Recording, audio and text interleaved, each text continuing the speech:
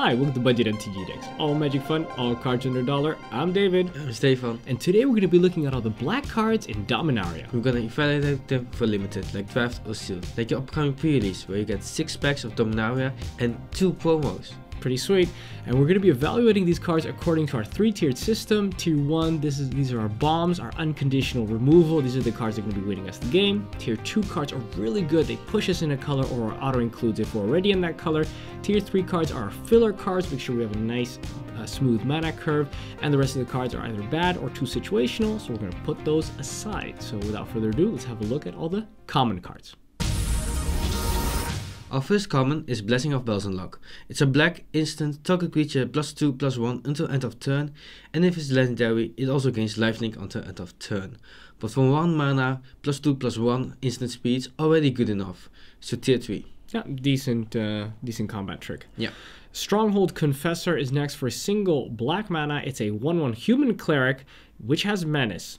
Now, a 1/1 with menace for 1 is not good. Just the same as a 1/1 flyer for 1, we also don't want to play because it simply does not do enough. However, this card also has Kicker, which means we can pay an additional 3 mana when we cast it, and then it will enter the battlefield with 2 +1/+1 counters on it. So now if we actually pay 4 mana for it, we're going to have a 3/3 with menace.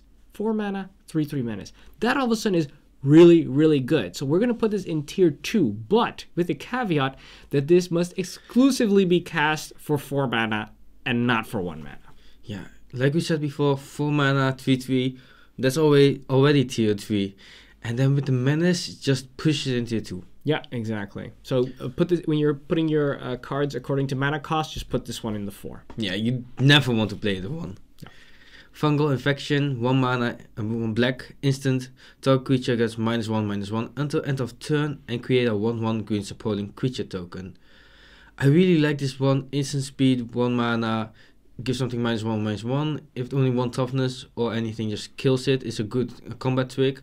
But also you can do 2 damage because of the fungus that also blocks. Yeah. So tier 3, good combat trick. Very versatile. Yeah. I really like it. And the fact is it doesn't even have to be used as a combat trick. If something has 1 toughness, you can just, kill it without it being in combat. It's pretty cool. Demonic Vigor is next for a single black. It's an aura. Target creature gets +1/+1. And when enchanted creature dies, return it to its owner's hand. I think the +1/+1 is not enough just to warrant the card. And yeah, it does protect your bomb, but the question is, do we really want to be using this card in this slot to protect something? And the +1/+1 is not enough to have it, if it will give it flying or menace or something like that, then it's doing something extra. But this, I think, is not enough to warrant the aura. Yeah, just put it aside. Divest, a black, sorcery. Target player reveals their hand. You choose an artifact or creature card from it. The player discards that card. 4 mana, like we always say, just put it aside. Late game, it will not do anything. You will whiff, so you just lost a card and a mana. Yeah, think about it. Late game, they either don't have any cards or they don't have an artifact or creature card in their hand. Then you spent the mana, you spent the card, and you were not able to take anything from them. Exactly. Cabal Evangel is next for 1 and a black. So for 2 mana, it's a 2/2 human cleric. Period. Vanilla. Got no abilities, but that is the essence of a good filler card. It's perfectly on curve. Power and body is fine. You can always play it. Nice, exactly. Never unhappy for a 2/2 for 2. Vicious Offerings, 2 mana, instant. Kicker, sacrifice a creature, and target creature gets -2/-2 until end of turn. If the spell was kicked, that creature gets -5/-5 instead. That's really good for 2 mana, -2/-2. Already really good. If you have a little thing that you can sacrifice to get -5 to get rid of something really big, I'm up for that. Tier 2, I always want to play this. Versatile. Good early game, you can hit something small, and good late game, you can hit something big. Yeah. Nothing's going to survive -5/-5. No. Rat Colony for 1 and a black. So for 2 mana, we get a 2/1 rat, and it gets +1/+1 for each other rat you control. And additionally, your deck can have any number of cards named Rat Colony. That is a completely pointless extra clause in limited, because everything you open or draft while playing limited, you can include those cards anyway, no matter how many you have. So it's it's only relevant for constructed. And the question, how many of these rats are you going to be able to get? There's not a lot of other rats in the set, so just put this card aside. By itself, it's just not good enough. No, 2-1 for 2, just no. Caligo Skin Rich, 1 and a black, 1/3 human wizard with kicker 3 and a black. And when Calico Skin Rich enters the battlefield, if it was kicked, each opponent discards 2 cards.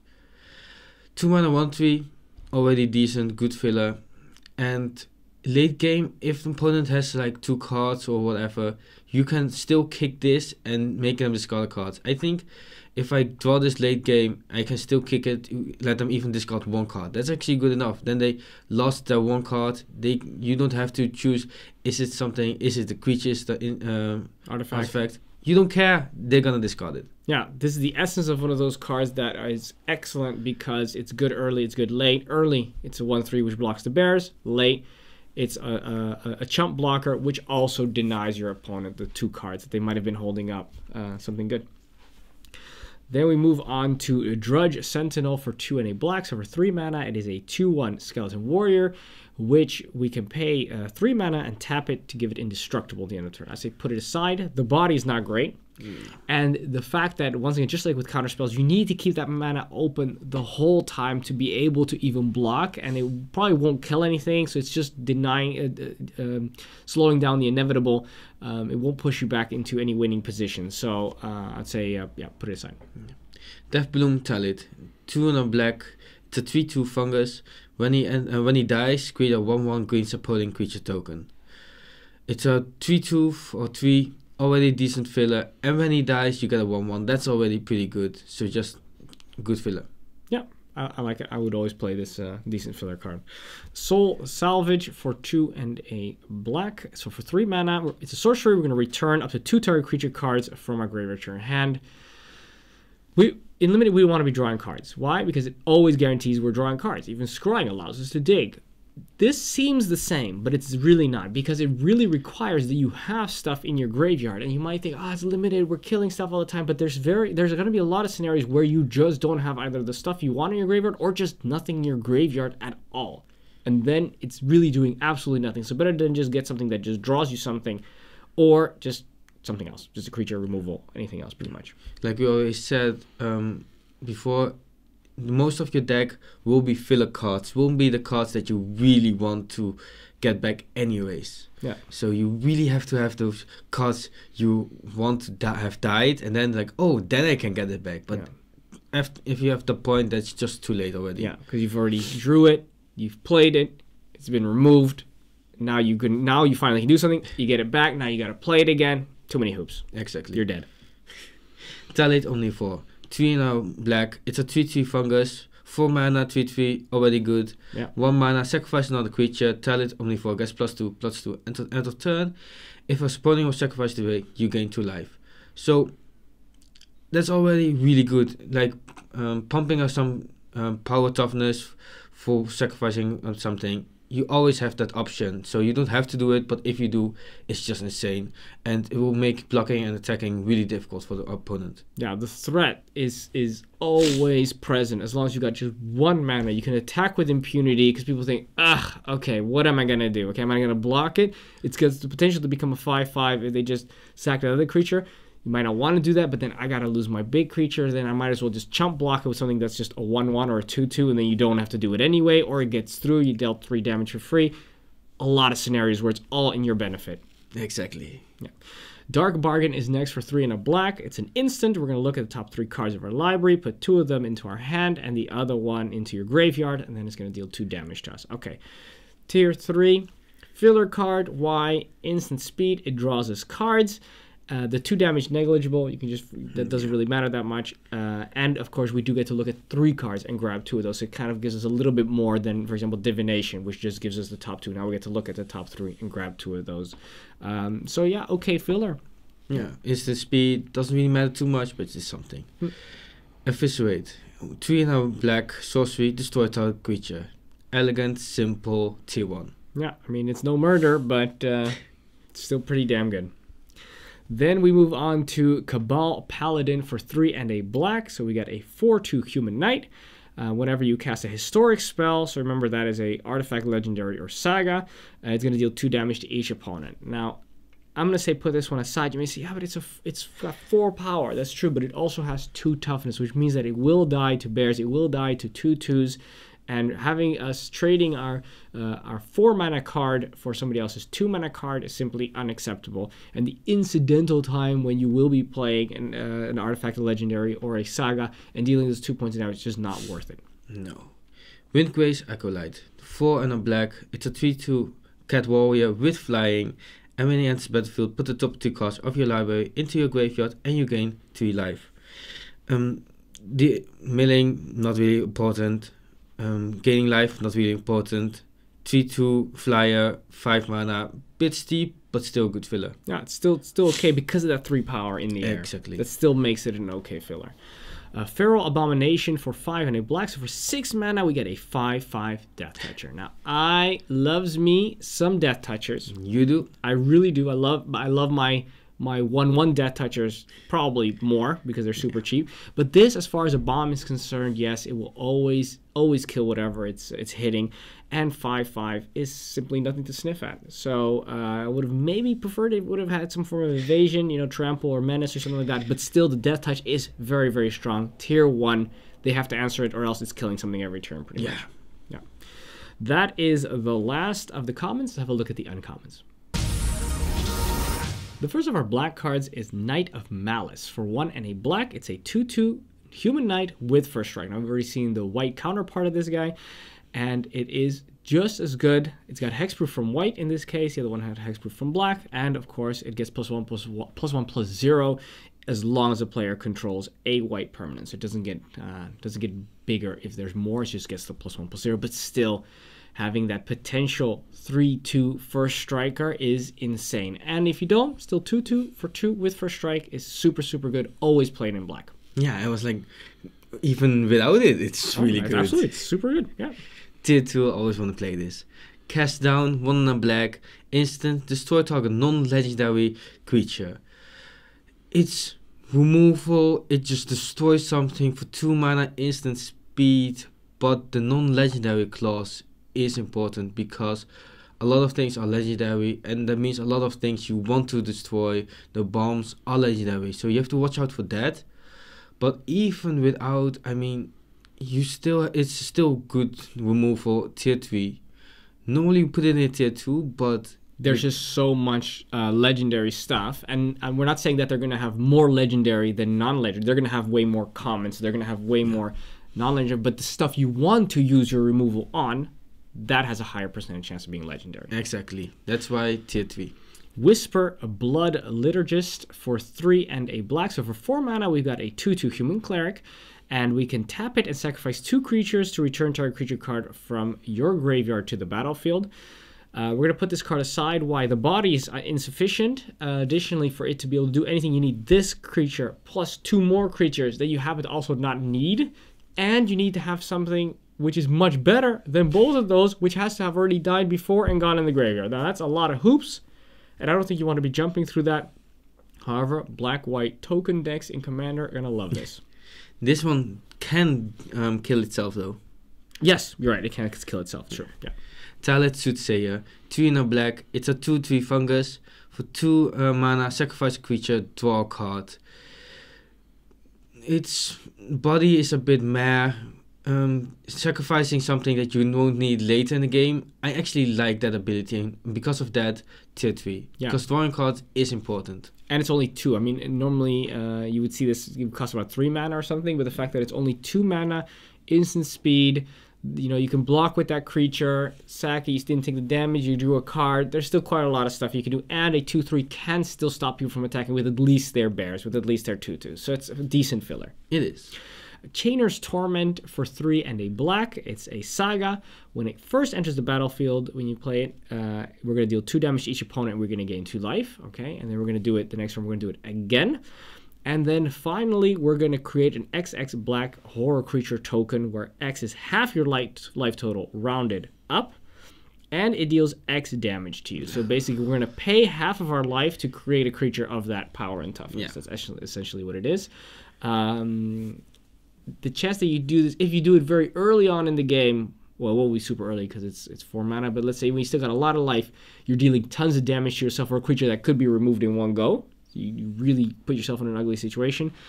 And if you do it late game, you can't really, because you're gonna put yourself closer to losing, and your creature's gonna be tiny. So there's a lot of scenarios I think where it's too risky. Yeah, for 4 mana, no, just put it aside. And people say it coming a mile away, huh? Because he first comes in, and then it's first you're dealing with 2 damage, gaining 2 life. Another time, it gives people the chance to look for the removal, so that when you do have that thing coming in, they have a bigger chance of having it to remove your stuff, your creature.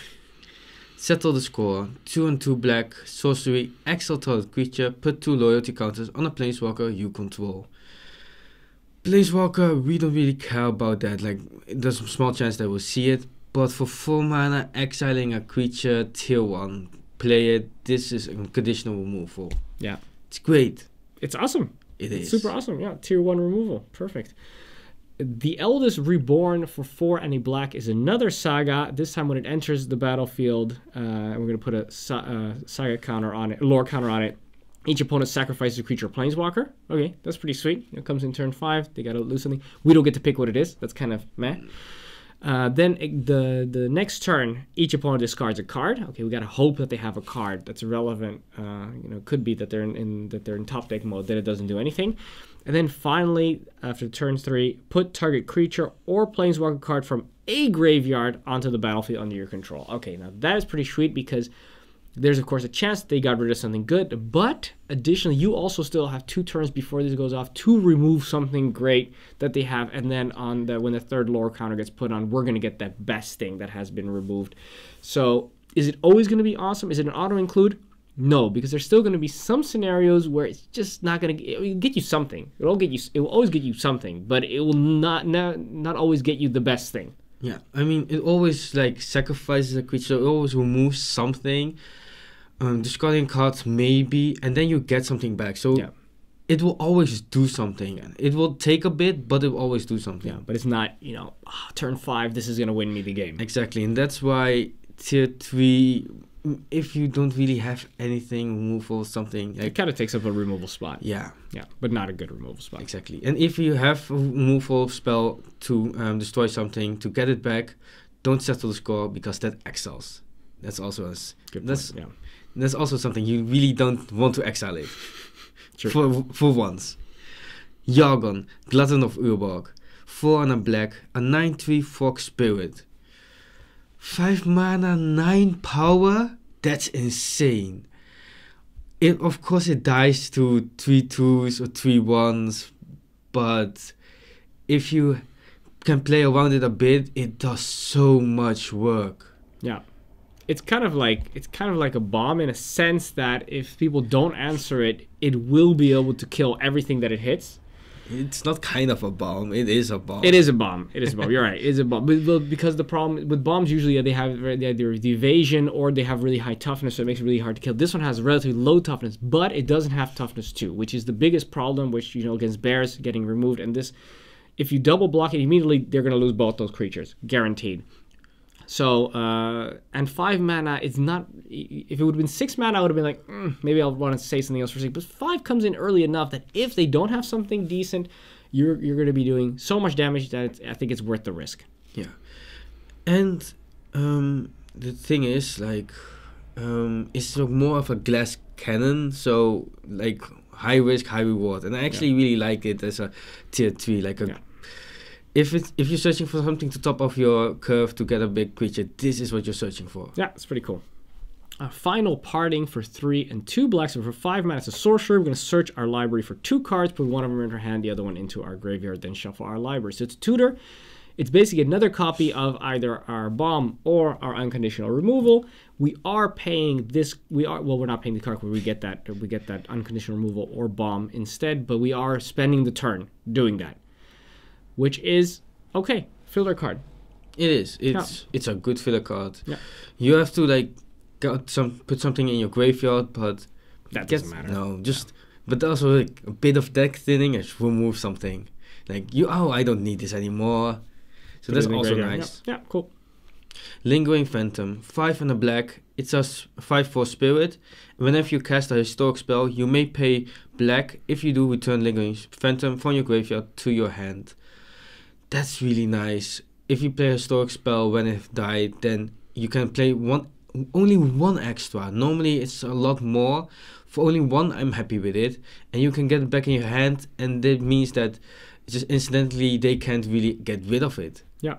So tier 2, I think I always want to play this. Yeah, I think it's also a bomb. Once you get past the 5 power and I think 4 toughness also still qualifies as a bomb. 4 toughness still a lot. Yeah. Urgaros, the empty one for 4 and 2 black. So for 6 mana, we've got a 4/3 flyer. Now 4 once again 4 power in the air. We've discussed this. This is already these are bombs. And whenever this guy deals combat damage to a player, that player discards a card at random. Ugh. You know, Wizard says we're not doing random anymore, but they went back on that because they're doing random, and random is really ugly. On top of that, even if they're in top deck mode, they don't have anything, then in that case, you will draw a card if they don't, they can't discard anything, which is of course also super good. So these are both great scenarios, good chance of getting through. If they have to block it with a flyer, they either have to block it with their bomb, or they're going to block it with something that will die, and ours won't, because 3 toughness is a lot in the air. Tier 1, this wins games, guaranteed. Yeah, and it's so good. It's so good. Yes, it is good. Yeah. I don't even have words for it. I really like this one a lot. It is super, super awesome. Yeah. Spectres have always been good. Yeah. This is awesome. All right. Those are the uncommons. Let's have a look at the rares. The first rare is Dread Shade. 3 black. It's a 3/3 shade. And from 1 mana, from 1 black, Dread Shade gets +1/+1 until end of turn. Like we already told before, turn 5, turn 6. It's a 3/3 that you can also pump up. I really like this one. I always love Shades, and I still love it, and I just always want to play it. Yeah, the great thing about Shades is that it gives you a mana sink. Yeah. And it pumps the power, but it also pumps the toughness, and that is just not to be underestimated. If you do have that 3, that is a guaranteed being able to attack with a potential 6/6 when it does attack. And that is game-winning territory right there. And the great thing is you don't have to invest it. You can always just attack. They think, hey, all right, it could be a 6. I'm not going to block it. Okay, then I just deal the 3 damage, and I'm going to use my mana for something else. Yeah, it just does so much. It's versatile. I love it. Beautiful, beautiful card. Next, Josu Vess, Lich Knight. So for 2 and 2 black, we've got Liliana's Vess's brother. It's a 4/5 legendary zombie knight. Okay, so for 4 mana, a 4/5. That is kind of crazy. That is crazy. So if we would stop talking right now, and probably a lot of people do want us to stop talking right now, but we're not going to.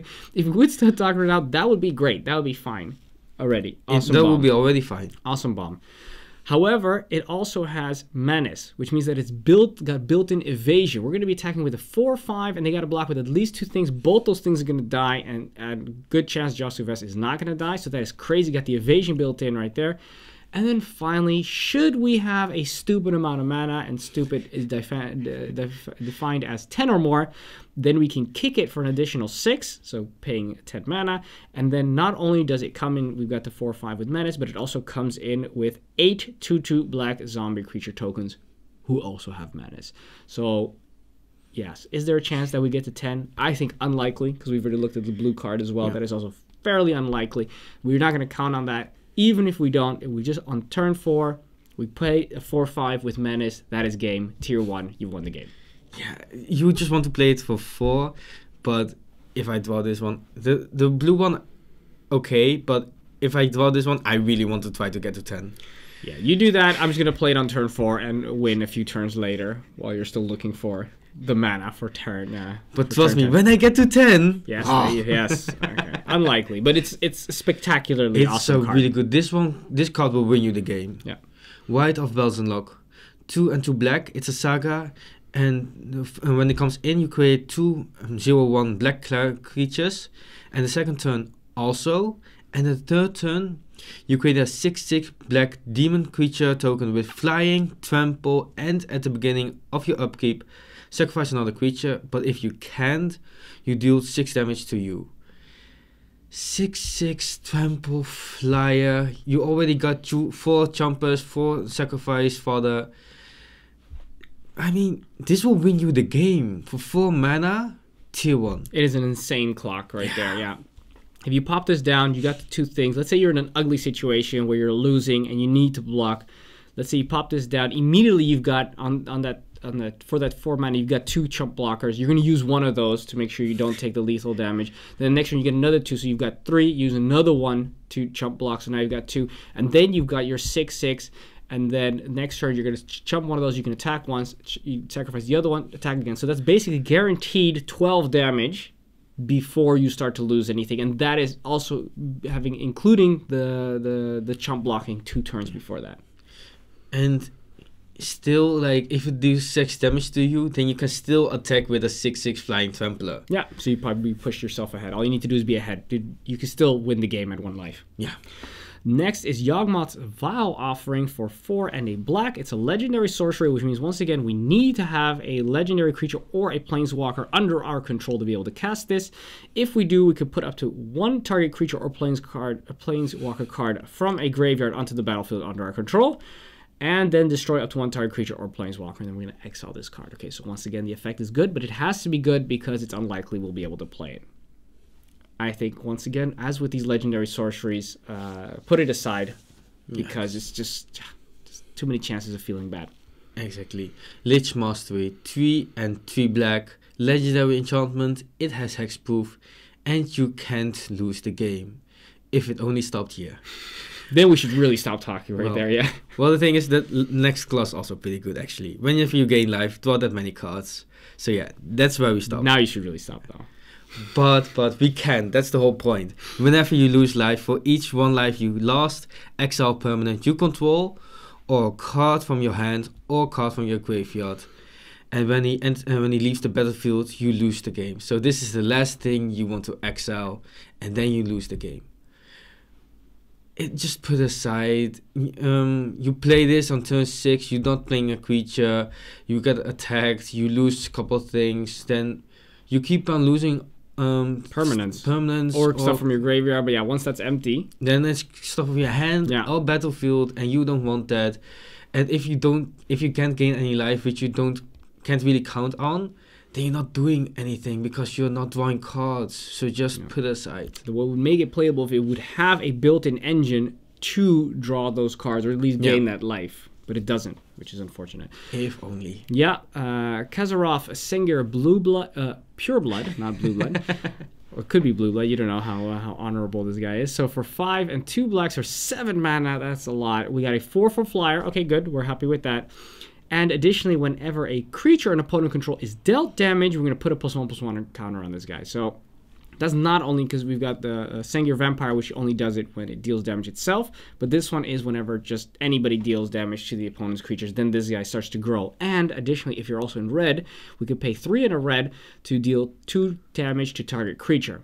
Now, if we are at we could do that every turn. We're removing something small. This thing's growing. It becomes a 5/5, becomes a 6/6, becomes a 7/7. Attacking. This wins games, especially if you're really going well into red and you got 8 mana at some point, being able to do it 2 times. Bang, bang. This thing also has a 6/6 on the turn it attacks, and you kill 2 things. Great. Yeah, and you can kill a 4 toughness thing, and that's also so important. Super sweet card. Yeah. Torgar, Famine Incarnate. 6 and 2 black, it's a 7/6 legendary avatar. In its additional cost to cast a spell, you may sacrifice any number of creatures, and any sacrifice will make this 2 generic mana less to cast. And when he enters the battlefield, up to 1 target life total becomes half of the starting life total rounded down. So someone will be at 10. It will be the opponent, which will, if they're top, above it, yeah. And then lose a lot of life. Or you when you're down. I'm sorry, allergies. Yeah. If you're down, then it's still suddenly gaining you life. So it's really versatile. It's a 7/6 for 8 mana, okay, but sacrificing smaller stuff makes it so much cheaper. This will win you the game. Just think about it. Later on in the game, you've got your 2/2s. Let's say you're at 6 mana. I really don't mind sacrificing that 2/2 that did its job early in the game. Then 6 mana, that's a fine for a 7/6, and additionally either dealing a ton of damage or gaining you a ton of life. So that is excellent. Super good. Super good. Tier 1, always play it. Great art as well. That's it for the rares. Let's have a look at the mythics. The first of our mythic is Phyrexian Scriptures for 2 and 2 blacks. So for 4 mana, when it enters the battlefield, we're going to put a lore counter on it, and then we're going to put a +1/+1 counter on top of 1 target creature, and that creature becomes an artifact in addition to other types. Then the next turn, we're going to destroy all non-artifact creatures. Okay, cool. That's pretty awesome. And then after the third one goes, exile all cards from all opponents' graveyards. That one might as well not even be there. The point is that on turn 4, we're selecting something to be, the best thing on the battlefield, and next turn, that's the only thing that's going to be left. It doesn't have to be legendary. It doesn't have to be an artifact before, because this thing already makes it an artifact. So if you've got more artifact creatures, only better. Only better. Only better. But by itself, it's already board wipe, and it protects your best thing. That's tier 1. That's game-winning stuff right there. Yeah, it's nice that you can also not, if you don't have creatures and you want to wipe the board next turn, you can also play it, because you don't have to put a counter on something. Yeah. It's just super strong. Yeah, tier 1. Demon Lord Bells and Lock. 4 and 2 black. It's a 6/6 legendary Elder Demon. It's an Elder Demon. It's an old one. It has flying, it has trample. When he enters the battlefield, exile cards from the top of your library until you exile a non-land card, then put that card into your hand. But that's not all. If the card's confirmed mana cost is 4 or greater, repeat this process. And then it does deal 1 damage for each card you put into your hand this way. 1 damage for a card, I'm okay with that. Yeah. You won't most likely not have many 4+ converted mana cost things, so it will draw your card. But it doesn't even matter, because a 6/6 flying trample for 6 anyways. And it guaranteed replace itself anyway. You're getting a card. Yeah. You're getting a card. Doesn't matter when. So it's just too strong. It's too strong. It's much too strong. Get it out of here. Get it out of set. It doesn't belong here. It's just crazy. Yeah, the flying, the trample, and the replacing itself. Yeah. This is again the essence of a I win the game card. Yeah. Everything you want. Everything. Super, super awesome. Those are the mythics. Let's have a look at the conclusion. In conclusion, I'm very conflicted about black. Why? Because black has some of the most spectacular cards that we've seen. Cards that just say, I win the game, period. They're so powerful. We've also seen so many cards that are just unplayable completely. So it's very hard to judge black in the sense that, yes, it could be that you open these 5 cards and they are ridiculously strong, but it could also be that you open these other 5 cards and they're all unplayable. So I find it very difficult to be able to give a good judgment on black, because the variety is so great with respect to extreme power and extreme unplayability. So I'm going to go on a limb here and I'm going to say I don't really like that kind of variety, so I can't give black a very high score. I'm still going to put it higher than blue, because blue just has overall much less power, but still below white, which has overall stronger cards in general. There's still like some unconditional removal and stuff like that, so I always like that about black, and since it's not like rare, it's like common, uncommon, I really like that. But also what I find actually really interesting is there's only 1 Death Toucher, and that one is a 5/5. Yeah. So that's actually interesting, and that's not what we expect from black. And if there were a couple more Death Touches, that would make the color a lot better, but we don't, and that's also something we actually come to expect from black. Yeah, and we're missing that. Yeah. So that's really a shame. That is a shame. But what is not a shame is the fact that the next video is going to be coming out shortly. So if you want to be get notified on that, subscribe to us here on YouTube for the most powerful decks and advice everyone can afford, and hit, of course, that little bell button. If you do like these videos, want to help us make more, head on over to patreon.com/budgetmtgdecks, and for as little as $1 a month, you could really help support the show and help us make more videos. We really appreciate it, and thanks to all our current patrons. Finally, join us also on the social medias on Facebook, Instagram, and Twitter at Budget MTG Decks, where we have discussions about these cards. We let you know what we think about these cards. You can let us know what you think about the reviews, and we have discussions over there. Plus, we post pictures, Magic related, mostly. Otherwise, sometimes there's just cats in there as well, so you can check that out. Anyway, that's it. Thanks for watching. I'm David. I'm Stefan. And this is Budget MTG Decks.